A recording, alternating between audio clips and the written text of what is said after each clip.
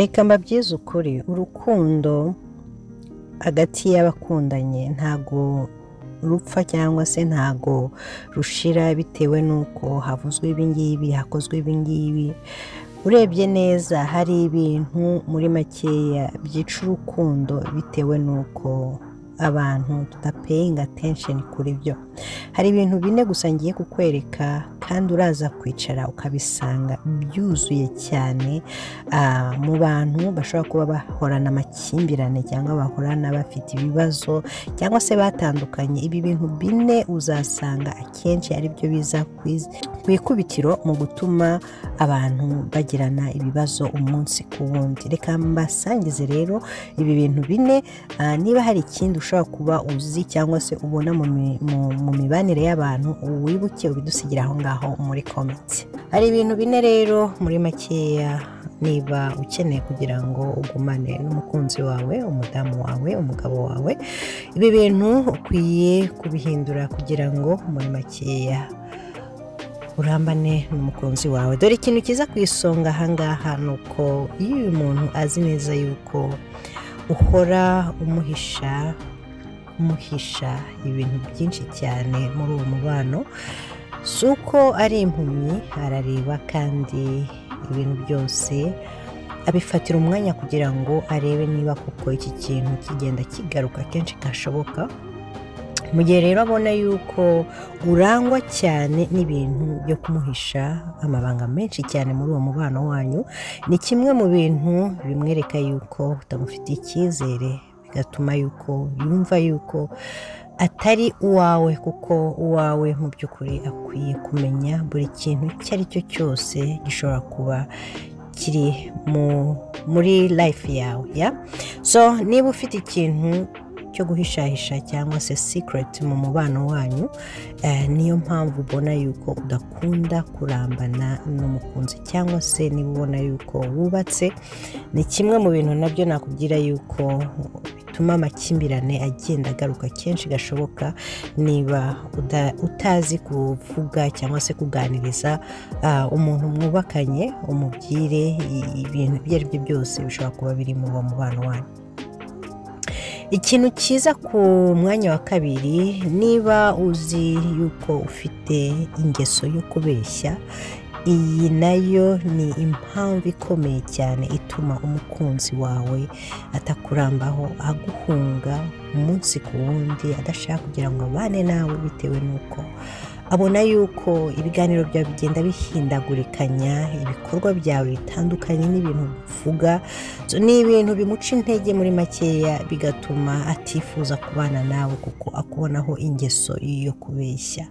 Ushobora kuba wamupromesinze ikintu, urabona ko icyo kintu wakimubwiye kenshi gashoboka, ariko arabona yuko nta mpinduka, nta kintu na kimwe abona ko gihinduka muri wowe. Ibyo uvuga muri makeya ntabwo bijyana n'ibikorwa byawe. So mu gihe rero ufite iki kibazo, biragoye cyane yuko umuntu yagumana nawe, ya ikintu cyiza ku mwanya wa gatatu aha ngaha, iyo ubana n'umuntu muri makeya, ikintu cya mbere gituma kurambaho niyo abona yuko umuha umukonsidera muri uwo mubano. Mu gihe ubona yuko yibona yuko ari hasi yawe, cyangwa se umuca amazi, cyangwa se utamuha agaciro, biragoye cyane kugira ngo afate umwanya wo kugira ngo agumane nawe. So ni byiza yuko niba uhisemo umukunzi, banza urebe yuko muri makeya muri kujyana kuri viziyo imwe,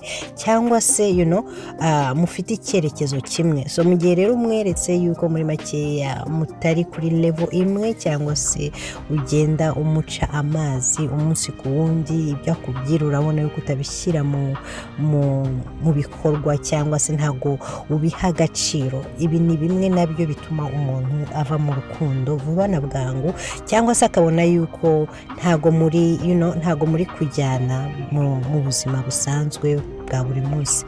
So niba ubona rero yuko ushaka kuguyaguya cyangwa se kugumisha uyu mubano, ugumye ubeho neza, making sure yuko utreatinga mugenzi wawe nk'uko nawe wakwifuza uburyo bagufata. So niba umuca amazi bihindure, niba ubona yuko ashaka kugira ngo yumvikane muri uwo mubano, yambaye neza kugira ngo ubibone, urabona yuko ntabwo wabibonye, umuciye amazi nyine ubona yuko ntacyo abayeho, atangiye siporo kugira ngo ananuke, urabona yuko nta courage uri kumuhereza, urabona yuko mbese ibyawe byose umuca intege. Ibi rero ni ibintu bituma umuntu yumva yuko adakunzwe cyangwa se atari proud muri uwo mubano wanyu. So ni ikintu gikwiye guhindurwa cyane vuba na bwangu kugira ngo umubano wanyu muri makeya ugumye umere neza. Ikintu cya nyuma ahangaha ngiye gusorezaho, niba uzi neza yuko uri wa muntu uri selfish, uri umuntu wikunda, uri umuntu wikururira ibintu byose ukumva yuko ni njyewe, ahubwo uwo mugenzi wawe akibaza ati koko naje muri uyu mubano ndi kugana hehe, ndi kureba hehe, ugatuma yibaza ibintu byinshi cyane, ni ikintu gikomeye cyane. So niba uzi neza yuko wikunda ku rwego rw'uko udashobora kuba wareba mugenzi wawe cyangwa ngo umuha agaciro muri uwo mubano, ni ibintu bikomeye. Simvuze yuko utakwiye kwikunda, ni byiza yuko wishyira imbere. Iyo wikunze akenshi bituma ukundana mugenzi wawe, ariko hari aho bigera bigakabya ukumva yuko ibintu byose ni wowe, ntabwo ushaka kugira ngo na mugenzi wawe yumvikane cyangwa se yumve yuko nawe afite ikintu azana muri uwo mubano. Urabona yuko niba ushaka ikintu nta nubwo utekereza no kuri mugenzi wawe. Niba ugiye n'ahantu ngo ubonye akantu keza wagura, ni wowe wiguriye, mugenzi wawe ntabwo umutekerejeho. Niba se ubona yuko hari mwaye mufite mu rugo, urabona yuko ibintu byose ni wowe uba ushaka kugira gusa bijyeho, ariko mugenzi wawe ntabwo umuhereza agaciro gakomeye cyane. So ni byiza yuko niba uzi neza yuko uri mu mubano, making sure yuko uwo muntu aba umuntu ushyira imbere, ariko bitavuze ko wibagirwa nawe, ariko mushyira imbere, yumve yuko akunzwe, yumve yuko yubashywe, yumve yuko akenewe, yumve yuko afite icyo ari gukora muri uwo mubano, muri make gituma ubuzima bwawe bugumya kubaho bwiza umunsi ku wundi. So ntutume yumva yuko atari umuntu w'agaciro mu maso yawe. So ibi rero nubihindura muri makeya, ukaba wumva yuko ukeneye kuramira uwo mubano wanyu, ni bimwe mu bintu byagufasha cyane mu gutuma muri makeya agumana nawe 5/5. Okay, so niba ibintu rero nari mbafite uyu munsi, nizera yuko niba wubatse ukaba uri kujya mu bintu by'amakimbirane umunsi ku wundi, niba wareba ibi bintu bine, niba hari icyo wabihinduraho muri makeya byagufasha cyane mu gutuma urugo rwawe cyangwa se relationship yawe igenda neza umunsi ku wundi. So turi kumwe rero, niba ukeneye yuko naganira ku bintu byinshi cyane byerekeye ku rugo, wakwibuka ukanyandikira ijambo urugo aho ngaho muri comment, kugira ngo mbategurire ibintu byinshi cyane bishobora kuba byabafasha mu gihe wubatse, mu gihe ufite ibibazo, tips nabahereza.